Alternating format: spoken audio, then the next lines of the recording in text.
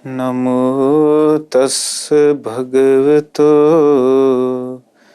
අරහතු සම්මා සම්බුද්දස්ස. අපගේ ගුරු දේවෝත්තම පින්වත් ලොකු ස්වාමීන් වහන්සේට අප හැමගේ নমස්කාරය වේවා. ශ්‍රද්ධාවන්ත පින්වත්නි, අද දවසේත් අපි බලාපොරොත්තු වෙන්නේ ඔබට උදාන පාළි සදහම් දේශනාවෙන්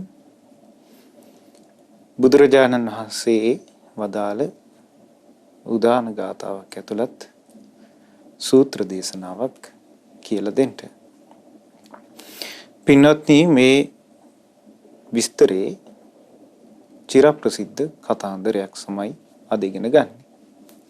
මේ කතාන්දරයෙන් ඔබට ඉගෙන ගන්න පුළුවන් විශේෂම සිද්ධිය තමයි සාමාන්‍ය සමාජයේ යම් දෙයක් සම්මත වෙනවාද, ඒ කියන්නේ සාමාන්‍ය සමාජයේ යම් කිසි කතිකාවතක් කතාන්දරයක් පැතිරෙනවාද, එක්කෝ ඒ සත්‍ය වේවා අසත්‍ය වේවා, තමන් ඒ ගැන යම් ਵਿਚාරයක් කරන්නට කලින්, තමන් ඒ ගැන කතිකාවතක යෙදෙන්න කලින්, තමන් ඒ ගැන අදහස් දක්වන්න කලින් තමන් ඒ සත්‍යද අසත්‍යද, ඒ වගේම කුසල්ද අකුසල්ද කියලා නුවණින් තේරුම් ගන්න ඕනි. ඉතින් මේ විස්තර ඉගෙන ගනිද්දී හරි සංවේගජනක සිද්ධියක් මේක.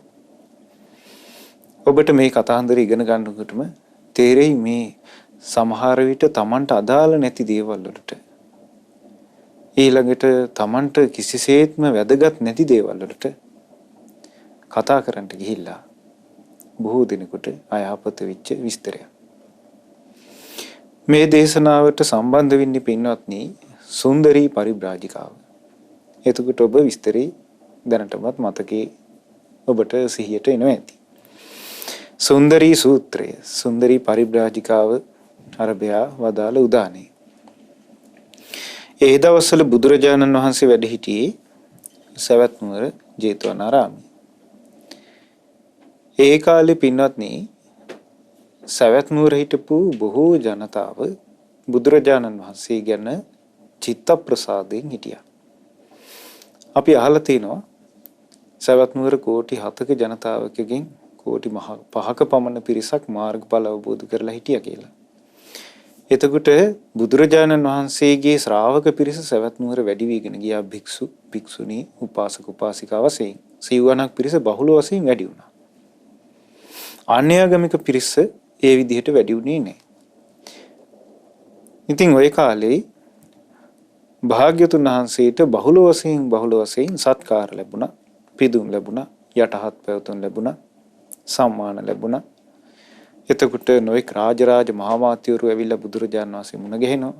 ඊට පස්සේ ඉහළ පැලැන්ති වලින් සිටුවරු ඇවිල්ලා මුණ ගැහෙනවා. රාජකුමාරවරු ඇවිල්ලා බුදුරජාණන් වහන්සේ ළඟ පැවිදි වෙනවා. එතකොට බුදුරජාණන් වහන්සේගේ පරිවාර සම්පatti බහුල වුණා. ඒ වගේම බුදුරජාණන් වහන්සේට චීවර පිණ්ඩපාත, සේනාසන, ගිලම්පස, බෙහෙත් පිරිකර ආදියත් බහුල වශයෙන් ලැබුණා. භාග්‍යතුන් වහන්සේට විතරක් නෙවෙයි බුදුරජාණන් වහන්සේගේ ශ්‍රාවක සංඝයාටත් බහුල වශයෙන් සත්කාර ලැබුණා, සම්මාන ලැබුණා, ගෞරව පූජන ලැබුණා. චීවර පිණ්ඩපාත, සේනාසන, ගිලම්පස ආදියත් බහුල වශයෙන් ලැබුණා. එහෙම බුදුරජාණන් වහන්සේට ලැබුණාට, භික්ෂු සංඝයාට ලැබුණාට අන්‍යාගමික පිරිසට ඒ විදිහට ලැබෙන්නේ නැහැ. ඒකට හේතුව උනේ පින්වත්නි බුදුරජාණන් වහන්සේ සත්‍යවාදීනේ. එතකොට නුවණ තියෙන කෙනෙක් බුදුරජාණන් වහන්සේගේ ධර්මය අහද්දී ඒ සත්‍යයට සංවේදී වෙනවා. එතකොට අසත්‍ය බැහැර කරනවා. භාග්‍යතුන් වහන්සේගේ තියෙන සත්‍යවාදී බවත්, සත්‍යානුභාවයත්, ඒ වගේම උන්වහන්සේගේ තියෙන පුණ්‍යානුභාවයත් නිසා උන්වහන්සේට පරිවාර සම්පatti, ලාභ සත්කාර, කීර්ති ප්‍රශංසා බහුල වශයෙන් ලැබුණා. හැබැයි බුදුරජාණන් වහන්සේ ඒ කිසි දෙයක නොතෙවරි වාසය කරනවා. අන්‍යාගමික අයට ඒවා ලැබෙනකොට මත් වෙලා ගියා. නොලැබෙනකොට ඒ ගැන කිපුණා.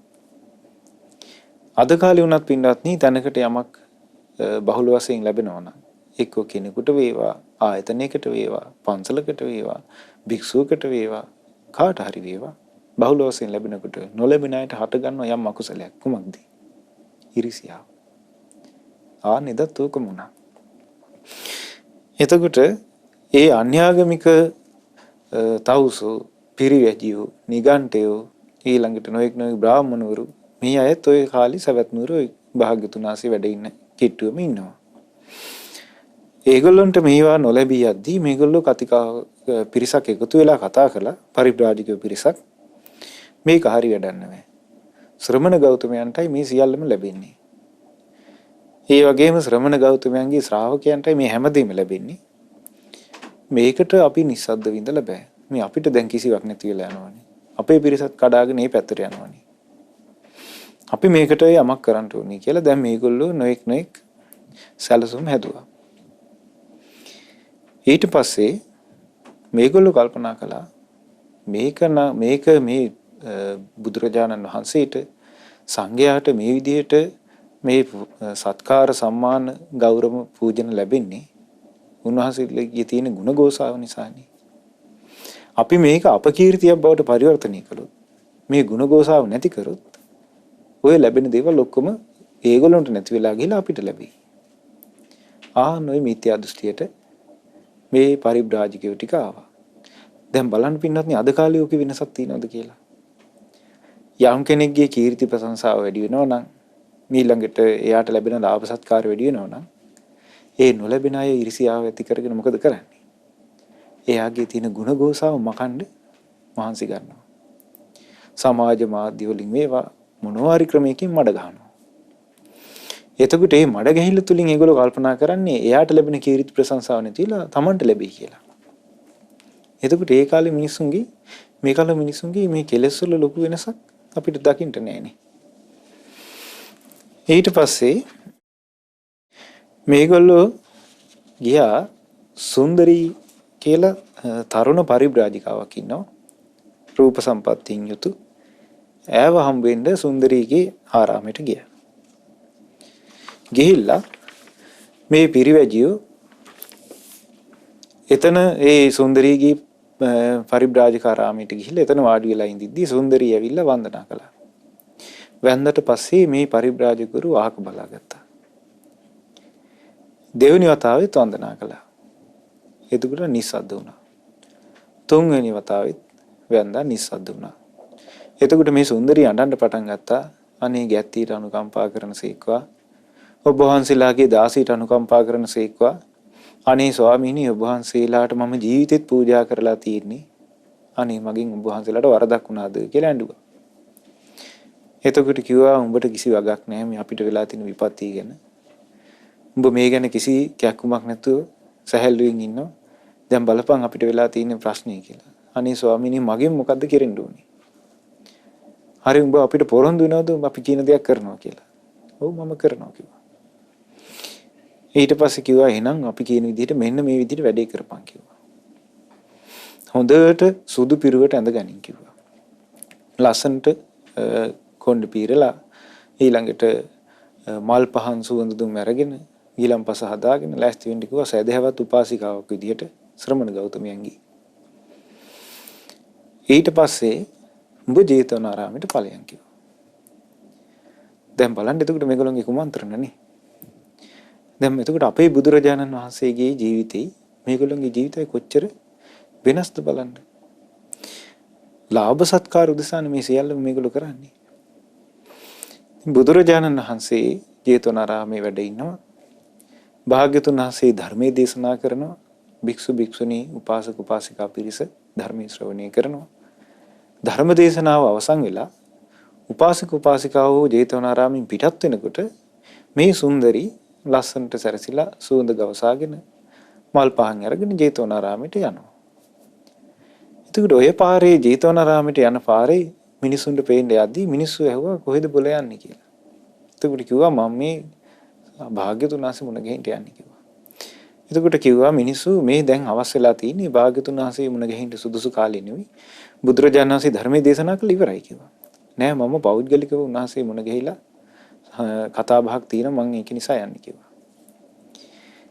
ඊට පස්සේ ඔන්න දැන් ගිහිල්ලා පිටත් වෙලා ආපහු උදේ ජේතවනාරාමේ පැත්තේ ඉඳලා මිනිසුන්ට සැක ඇති වෙන විදිහට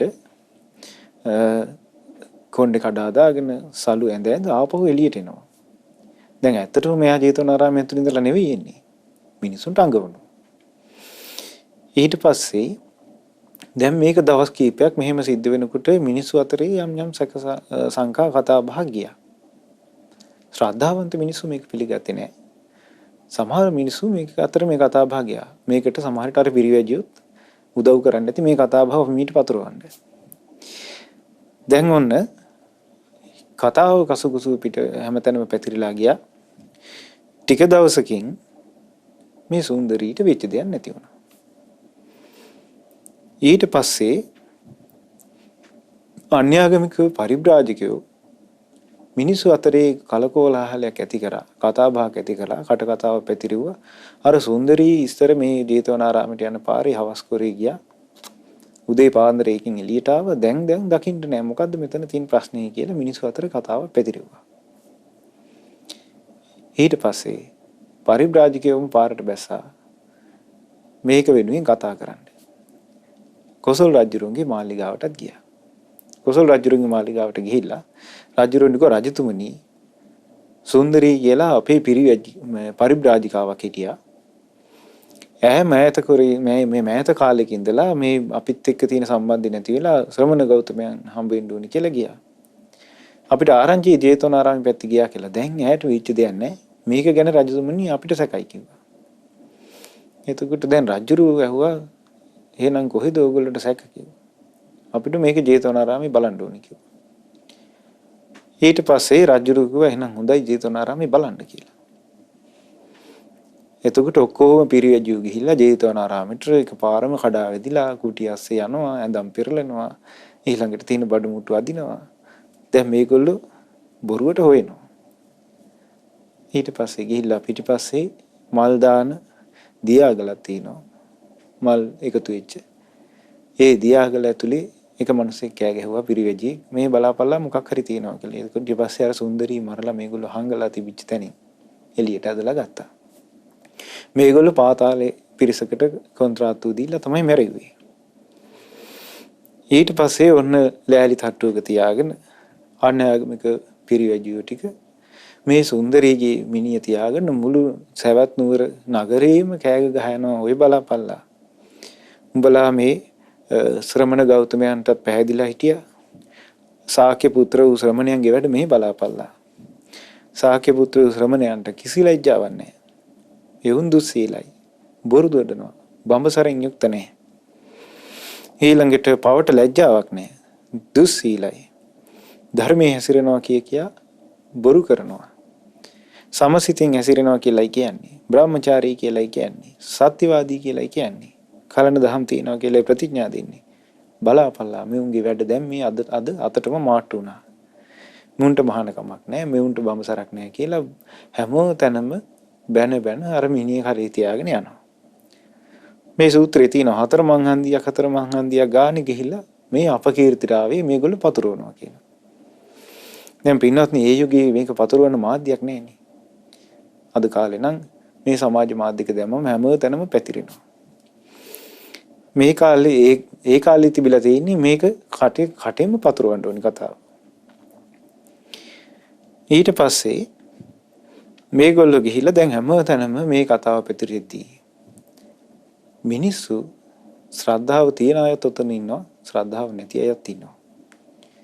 භාග්‍යතුන් වහන්සේගේ ශ්‍රාවකයොත් ඉන්නවා, භාග්‍යතුන් වහන්සේගේ ශ්‍රාවක නොවන අයත් ඉන්නවා. බුදුරජාණන් වහන්සේගේ ශ්‍රාවක වෙච්ච අය අතරම කොටස් දෙකක් ඉන්නවා. ඒ තමයි අචල ප්‍රසාදයට පැමිණි අය ඉන්නවා. ඉල්පෙන ශ්‍රද්ධාවෙන් යුතු අය ඉන්නවා. බුදුරජාණන් වහන්සේ දේශනා කළා ශ්‍රද්ධාවේ කොටස් දෙකක් තියෙනවා කියලා. ඔබ අහලා ඇති. අමූලිකා ශ්‍රද්ධා, ආකාරවතී ශ්‍රද්ධා කියලා. ඔය අමූලිකා ශ්‍රද්ධාව කියන එක තමයි මූලයක් නැති ශ්‍රද්ධාව. වේලාවකට පහදිනවා, වේලාවට අපහදිනවා. ඉතින් ඒක බුදුරජාණන් වහන්සේ දේශනා කළා පරිප්ලව පසාද, ඉල්පෙන ශ්‍රද්ධාව කියලා. පරිප්ලව පසාදස්ස පඤ්ඤා නපරිපූර්ති. ඉල්පෙන ශ්‍රද්ධාව තියෙන කෙනාට ප්‍රඥාව පිරෙන්නේ නැහැ කියනවා. ඇයි එයාට සැකයත් සහිතව එයා ඉන්නේ. ඒ නිසා ඒ වගේ පිරිසකුත් මේ අතර හිටියනේ. ආන්න ඒගොල්ලෝ අන්‍ය ආගමිකයෝ ඔක්කොම එකතු වෙලා බුදුරජාණන් වහන්සේටත් සංඝයාටත් ගරහන්න පටන් ගත්තා.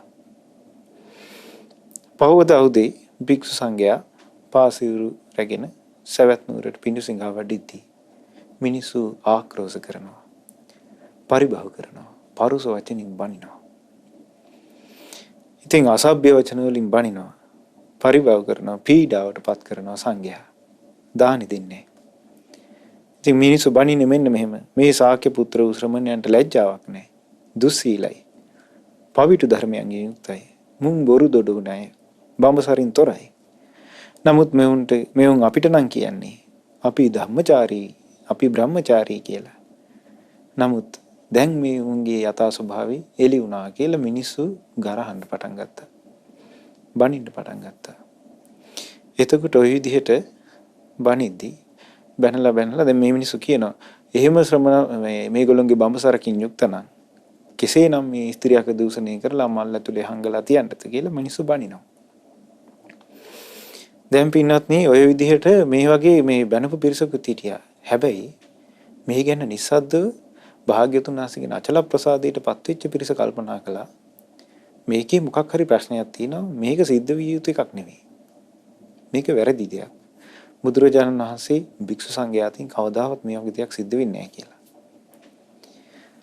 එතකොට යමෙක් මේ කතාන්දරේ සමාදන් වෙලා මේ කතාව හරි කියලා සම්මතීට ගත්තද, අනුමත කරාද, ඒ ඔක්කොම දුගතිගාමී වුණා.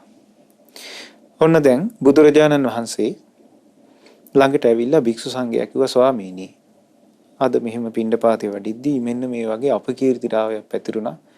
අපිට නොඒක ආකාරයෙන් බැන අඬ ගැහුව මිනිස්සු ආක්‍රෝෂ කරලා පරිභව කරා. ස්වාමීනි පරුස වචනින් අසභ්‍ය වචනින්ුත් අපිට බැන්නා.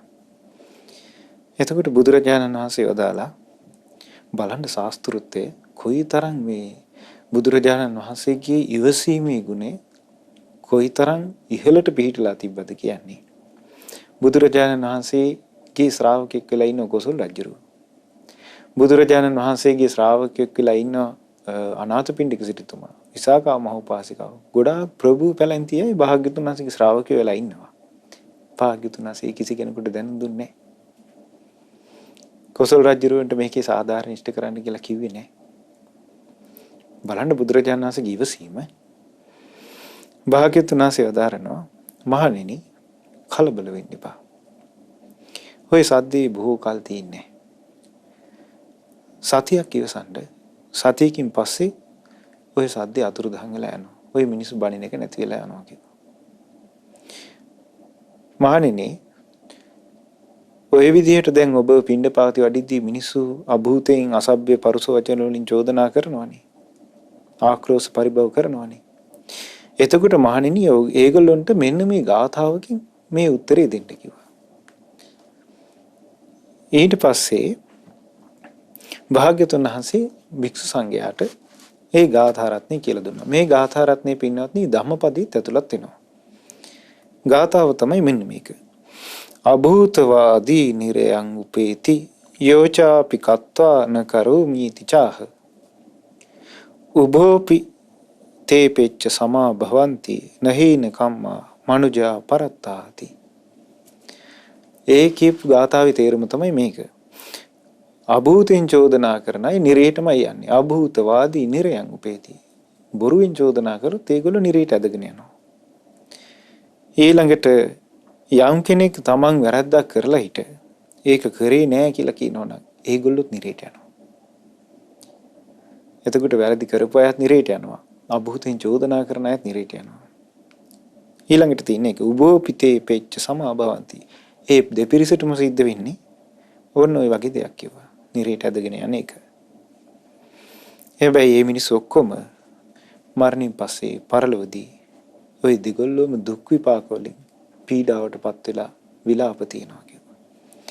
එතකොට ඔය ගාථාව නිතර භික්ෂු සංඝයා අතරින් ඇහෙද්දී මිනිස්සුන්ගේ කතිකාවතක් ගියා මේකේ මොකක් හරි ප්‍රශ්නයක් තියෙනවා කියලා.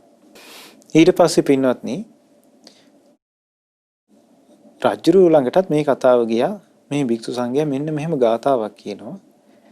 එතකොට මේකේ මොකක් හරි ඇති තේරුමක් කියලා රජුරු කිව්වා. රජුරු එකපාරම මේක ගැන ක්‍රියාත්මක වෙන්න ගියේ නෑ. රජුරු නුවණ තිබුණා. රජුරු චරපුරුෂය යෙදුවා මේකේ ඇත්ත නැත්ත හොයන්න. දවසක් සුරාහලක එක්තරා පාතාල කල්ලියක් ගිහිල්ලා සුරා බොනවා. එතනදී රණ්ඩුවක් ඇති වුණා. රණ්ඩුවක් ඇති වුණාට පස්සේ ඒක හොරෙක් කිව්වා උඹටත් අර සුන්දරී මරපු ක්‍රමයට තමයි වැඩේ දෙන්නේ කිව්වා. එතකොට අල්ලගත්තා. මේ තමයි සුන්දරී මරපු යෝගුන් කියලා. ඊට පස්සේ අර අන්‍යාගමික පරිබ්‍රාජකයෝ අල්ලගත්තා.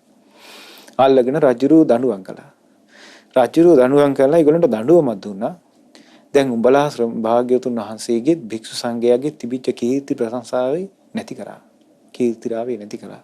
දැන් උඹලා ගිහිලා තමන්ගේ වැරද්ද හතරමං හන්දියක් ගානේ පිළිගන්න ඕනේ කියලා රජුරු රාජ නියෝගයක් කළා. ඉතින් මේ මිනිස්සු පරිබ්‍රාජකයෝ අර හොරු කණ්ඩායම හැමතැනම ගිහින් ප්‍රසිද්ධ ස්ථානවල ප්‍රකාශයටපත් කළා අපි තමයි මේ වැරද්ද කළේ. ශ්‍රමණ ගෞතමයන් ඒ වගේම ඒ සංඝයා නිර්දෝෂී කියලා ප්‍රකාශ කළා. එතකොට පින්වත්නි දැන් ওই සිද්ධිය වෙලා භික්ෂු සංඝයා බුදුරජාණන් වහන්සේ ළඟට ගිහින් කිව්වා ස්වාමීනි හරි ආශ්චර්යයි. හරිම අద్භූතයි. භාග්‍යතුන් වහන්සේ වදාළ කාරණාව මොන තරම් ඇත්තක්ද? අප භාග්‍යතුන් වහන්සේ අපිට වදාලා මහණෙනි ඔබ කලබල වෙන්න එපා. දවස් 7කින් මේකේ සංසිඳිලා යනවා කියලා. මහණෙනි එහෙම ඔබ භාග්‍යතුන් වහන්සේ ඔබ වහන්සේ අපිට එහෙම අවවාද කරාට පස්සේ අපි මේ ගාථාව මිනිස්සු අතර ප්‍රචාරය කළා. ස්වාමීනි දැන් මේ කලබලේ සංසිඳුණා. භාග්‍යතුන් වහන්සේ වදාළ වචනේ ඒ විදිහට මිෂ්ඨ වුණා කියලා භික්ෂු සංඝයා භාග්‍යතුන් වහන්සේ ඉදිරියේ ප්‍රකාශ කළා. පින්වත්නි මේ කතාව අනුමත කරපු බොහෝ දෙනෙක් නිරේ ගියා. මේ දේ සමාදන් වෙච්ච බොහෝ දෙනෙක් නිරේ ගියා.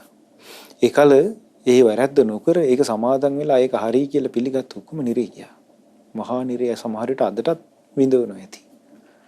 හැමෝ දෙනා අතින් ආර්ය උපවාද සිද්ධ වුණා. ඒ නිසා පින්වත්නි යම්කිසි උසස් ශ්‍රේෂ්ඨ පුරුෂයන්ට යම් කෙනෙක් ගරහනවා නම් ඒ ගැන කරුණු නොසොයා නොවිමසා අපි කතාබස් කරන්න යන්න හොඳ නැහැ. ඒ ගැන අපි කුසල් අකුසල් තේරුම් අරගෙන මධ්‍යස්ථ ਵਿਚාරයකින් ඉන්න ඕනේ.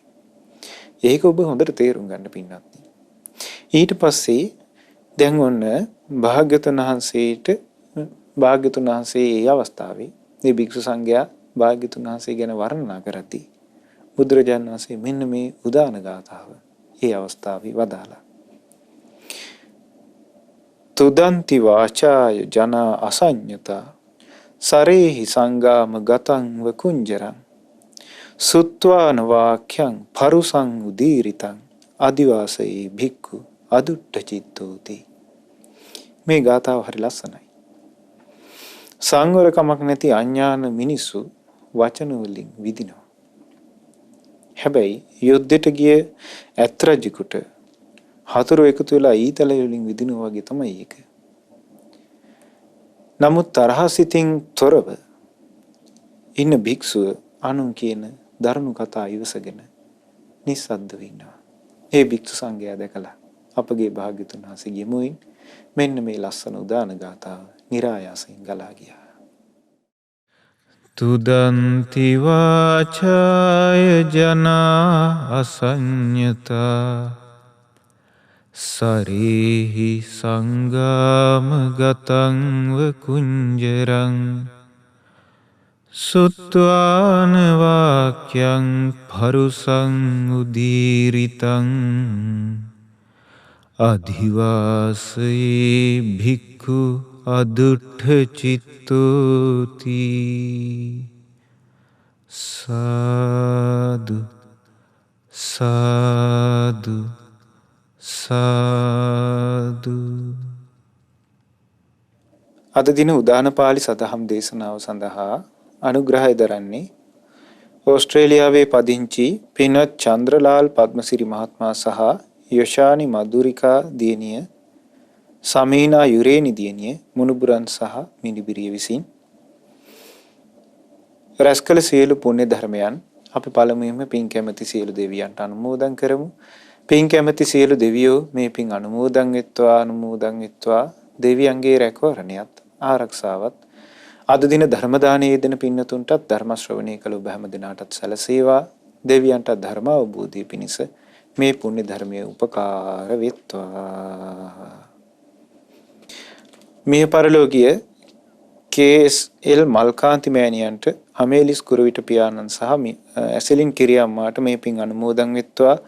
ඒ වගේම මේ පින්වත් සියලු දෙනා නමින් මේ පරලෝකීය සියලු ඥාතීන්ට මේ පින් අයිති වෙලා ඒ අයගේ පරලෝ ජීවිත මේ පුණ්‍යානුභවයෙන් සැපවත් වේවා, සුවපත් වේවා, සංසාර දුකෙන් අත මිදීමේ වාසනාව උදා වෙත්වා.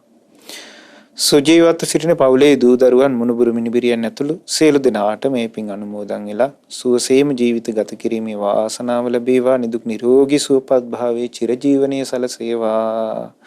ඒ වගේම අද දවසේ දායකත්වයේ දරන ඕස්ට්‍රේලියාවේ පදිංචි පින්වත් චන්ද්‍රලාල් පද්මසිරි මහත්මයා සහ යොෂානි මధుරිකා දියණිය සමීනා යුරේනි දියණිය මුණුබුරු මිනිබිරියන් ඇතුළේ පවුලේ සියලු දෙනාටම මේ පුණ්‍යානුභාවයෙන් නිදුක් නිරෝගී සුවපත් භාවයේ දීර්ඝායු සම්පත සැලසේවා. සුවසේම ජීවිත ගත කරන්නට ලැබේවා. ධර්මය අවබෝධ කර ගැනීමේ වාසනාව උදා වෙත්වා. බලාපොරොත්තු වෙනවා පින් අනුමෝදන් කරන්නට කොරෝනා වෛරසය හේතුවෙන් රෝගාතුරව සිටින ලංකාවාසී ලෝවාසී සියලු දෙනාට සෙත් පතන්න කියලා. ඉතින් මේ රැස් කළ සියලු පුණ්‍යානුභාවයෙන් මේ කොවිඩ් වසංගත තත්ත්වයෙන් පීඩාවට පත්ව සිටින සියලු දෙනාට සුවපත් භාවයේ සැලසේවා. රැස් කළා වූ සියලු පුණ්‍ය ධර්මයන් අපගේ ගුරු දේවෝත්තම පින්වත් ලොකු ස්වාමීන් වහන්සේට අනුමෝදන් වෙත්වා. නිදුක් වෙත්වා, නිරෝගී වෙත්වා, සුවපත් වෙත්වා. අපගේ ගුරු දේවයන් වහන්සේට ධර්ම අවබෝධය පිණිස අප රැස් කළ සියලු පින්ද උපකාර වෙත්වා. ඒ වගේම සියලු පින්වත් ස්වාමීන් වහන්සේලාට අනගාരികා මෑණියන් වහන්සේලාට මේ පින් අයිති වෙලා සියලු පින්නතුන් වහන්සේලාට ධර්ම අවබෝධය වේවා. ඒ වගේම අද දවසේ ධර්ම ශ්‍රවණය කළ ඔබ හැම දිනාටත් ශ්‍රද්ධා මාසික ධර්ම දාන සමාජික සියලු දෙනාටත් ශ්‍රද්ධා රූප ዋහිනී කාර්ය මණ්ඩලයේ හැම දෙනාටත් ඔබ අප සෑම සියලු දෙනාටත් මේ පුණ්‍ය ධර්මයේ අනුමෝදන් වෙලා අප හැම දිනාට සුවසේම ජීවිත ගත කරන්නට වාසනාව ලැබේවා. ධර්ම අවබෝධය පිණිසත් මේ පුණ්‍ය ධර්මයේ උපකාර වෙත්වා. සාදු සාදු සාදු. හැම දිනාටම තෙරුවන් සරණයි. නමෝ බුද්ධාය. මෙවැනි වටිනා ධර්මදේශනා ශ්‍රවණය කිරීමට ශ්‍රද්ධා ඩේලි YouTube චැනලය සබස්ක්‍රයිබ් කරන්න.